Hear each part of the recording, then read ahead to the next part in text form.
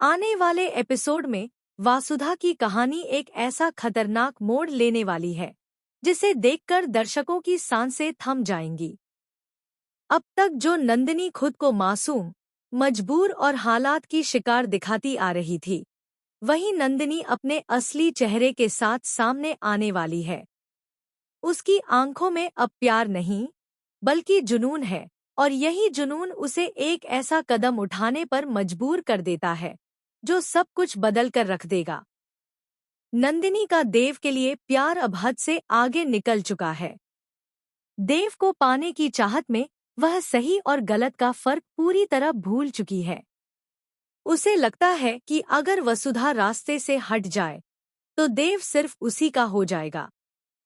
इसी सोच ने नंदिनी के दिल में जहर भर दिया है।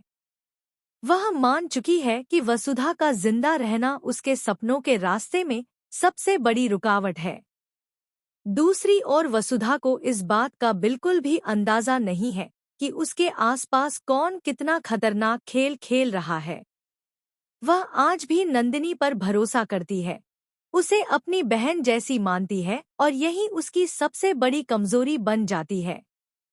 वसुधा सोच भी नहीं सकती कि जिसके सामने वह अपना दिल खोलकर रखती है, वही इंसान उसकी जान लेने की साजिश रच रहा है। इसी बीच कहानी में चंद्रिका का दखल सब कुछ और भी खतरनाक बना देता है। चंद्रिका शुरू से ही चालाक और दिमाग से खेलने वाली औरत रही है। वह नंदिनी की कमजोरी को बहुत अच्छे से पहचान चुकी है और उसी कमजोरी को हथियार बनाकर उसे उकसाती है। चंद्रिका के लिए यह सिर्फ एक खेल है जिसमें वह अपने फायदे के लिए दूसरों की जिंदगी तबाह करने से भी पीछे नहीं हटती। चंद्रिका नंदिनी के मन में जहर घोलते हुए कहती है कि देव और वसुधा का रिश्ता कभी नहीं टूटेगा जब तक वसुधा जिंदा है।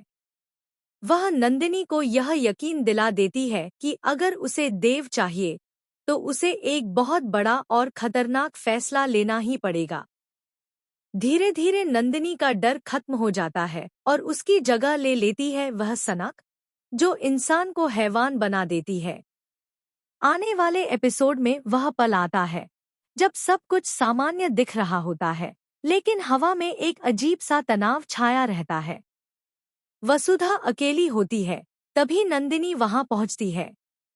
उसके चेहरे पर अजीब सी शांति होती है, लेकिन आंखों में भयानक इरादा साफ झलक रहा होता है। वसुधा कुछ समझ पाती उससे पहले ही नंदिनी अपने बैग से बंदूक निकाल लेती है। उस पल समय जैसे थम